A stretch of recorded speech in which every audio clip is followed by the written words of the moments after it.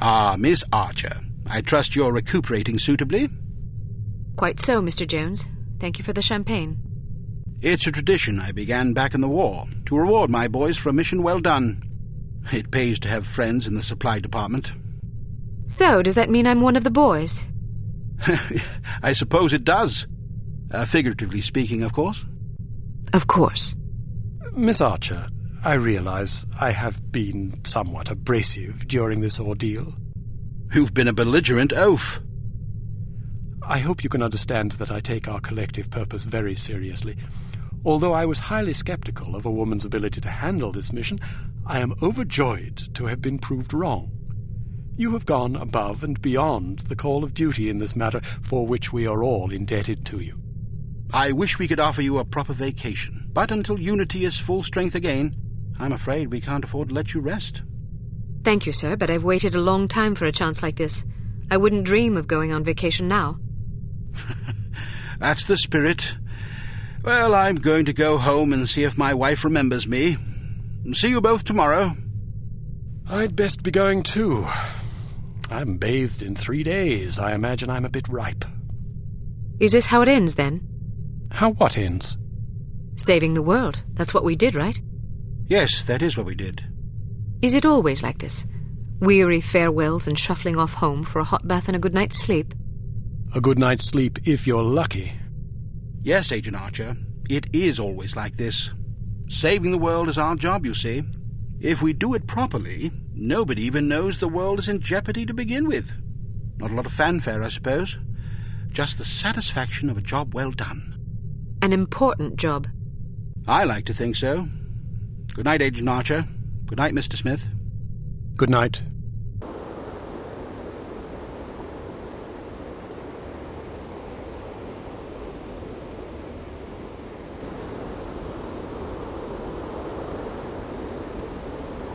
You were right.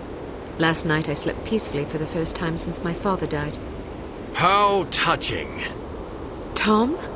You owe me more than you can imagine, Ms. Archer. I thought you... You have no idea what I put myself through, and I'm not gonna get a dime for it thanks to you. You're the traitor. Hey, I'm not proud of what I did, but I was gonna get a handsome paycheck as compensation. A very handsome paycheck. Unfortunately, you had to go and blow up my benefactor. Money? You betrayed the entire free world for money? Spare me the self-righteousness. Everybody has a price. Even you. You don't know anything about me. Maybe not, but I've been in this business long enough to see what people are capable of. Anybody can talk about honor and patriotism, but those are just pretty words. When the money's on the table, the right amount of money, you'd be surprised how quickly you can change your tune. Do you honestly believe that? Of course I do. You know what a spy is? It's just some ordinary Joe who's willing to risk his life to sell out his country for a few measly bucks. We rely on these people. That's where most of our information comes from. The difference between them and us, other than our training as operatives, of course, is a price tag. Mine just happened to be about 100 times as much money. And now I get nothing thanks to you. You're forgetting something, Tom. Those spies we recruit aren't patriots, they're cowards. We seek out selfish, hateful little people who place themselves above everyone else. We choose them because they're weak and greedy and arrogant, like you. Touché. Don't you understand what you did? People died because of you. Bruno died because of you. Hey, Volkov killed him, not me. All I did was supply some information. I'm not responsible for how that information was used. We'll see what the court thinks about that. I didn't come here to surrender. Pity for you.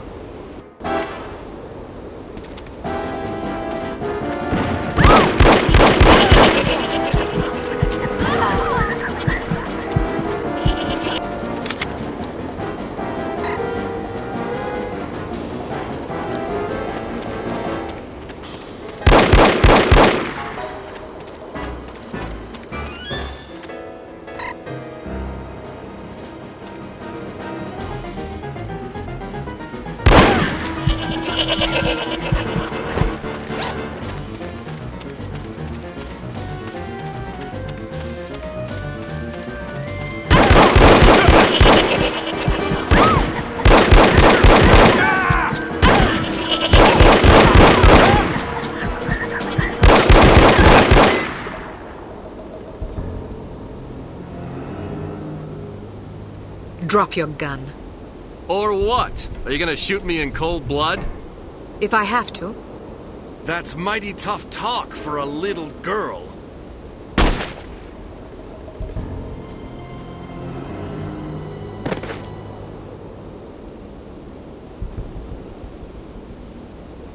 Mr. Smith, what are you doing here? Tending to some unfinished business. Mr. Jones? Are you all right, Miss Archer? Aye. What's going on? There's your traitor. You mean Smithy? How long have you known? I've suspected you for some time. You've only just now confirmed my suspicions. All this time you thought he might be a traitor? Indeed, but I had to be sure. You might have warned Bruno. He did. Bruno? Look out!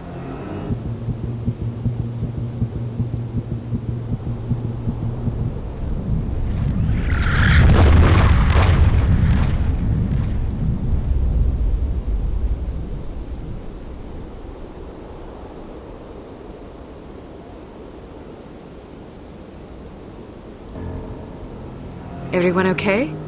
Good shooting, Archer. But what about Tom? Tom Goodman died in Amsterdam. What? But I thought... The man you knew as Tom Goodman was an imposter. His real name was Melvin Blitzney. He's a former vacuum cleaner salesman from Akron, Ohio. I don't understand. It's quite simple. 7 years ago, Mr. Jones took Smithy off the active list due to his increasingly inadequate performance in the field. Mandatory retirement came as a great blow. Smithy, like many operatives, thought of himself as a man of action. He viewed his reassignment into the role of an administrator as an insult to his virility. He kept his dissatisfaction to himself, secretly plotting to discredit Jones and, in the process, line his own pockets. To this end, he recruited Melvin Blitzney, who underwent plastic surgery, extensive training, and months of voice lessons in order to become Tom Goodman, for whom Smithy, meanwhile, laid a deadly trap in Amsterdam. How did Smithy hook up with a vacuum cleaner salesman from Ohio? Apparently, they met in a bar in Florida on one of Smithy's last assignments. Anyhow, with Goodman out of the way and no one any the wiser, Smithy launched the next phase of his scheme, which was to nurture a relationship with an up-and-coming terrorist organization. He chose H.A.R.M. His plan was to create an international incident of staggering proportions and simultaneously cripple Unity so that we would have no choice but to capitulate. Such an unmitigated failure would force Mr. Jones to step down, giving Smithy control of Unity and also a handsome payoff in a secret bank account in Zurich. But what about Morocco? It was a trap meant to snare us both. Mr. Jones and I agreed that it would serve as a perfect opportunity for me to disappear for a while. You might have warned me, you know. We couldn't risk tipping our hand. You mean you didn't think I could keep a secret? Keeping a secret wasn't enough. Smithy had to believe I was dead, which meant that you had to believe it as well. I'm truly sorry, Cate. Oh, you will be. But there are still some things I don't understand. Smithy was extremely forthcoming with information for someone who wanted us to fail. Every mission he sent you on was a trap. Eventually it occurred to him that you were far more competent than he had anticipated, but it was already too late by then. You'd outwitted him. Besides, if he'd attempted to conceal information, he would have drawn suspicion to himself, which he couldn't afford. But why did Tom, or Melvin, whatever his name is, blow up the cargo freighter? To get rid of you, of course. But Inga Wagner and Magnus Armstrong were aboard the ship. They were expendable. If you knew all this, why didn't you just arrest Smithy and be done with it? Because we didn't know all this until very recently. Your investigations revealed much of the information we needed. But the final piece of the puzzle fell into place yesterday afternoon, when I found this in Smithy's flat. The puppet? Indeed. Unbelievable. I'm sorry I had to deceive you, Cate. Sorry's not good enough. Do you have any idea how devastated I was? I should leave you two alone. I'm sure you've plenty of catching up to do. You certainly looked sad. What do you mean? Well, I was watching when you came to pay your respects.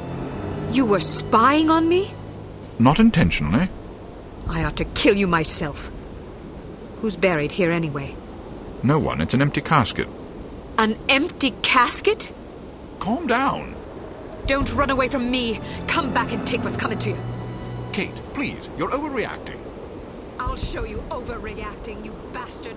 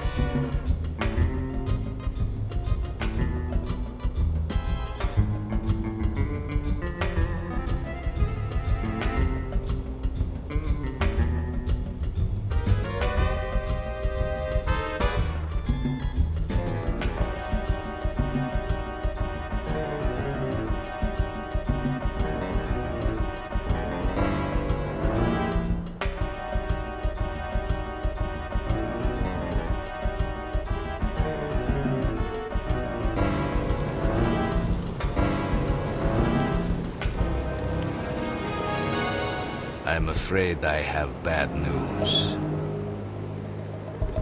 I'm already aware of the situation, Dimitri. No matter. We'll just have to do better next time, won't we?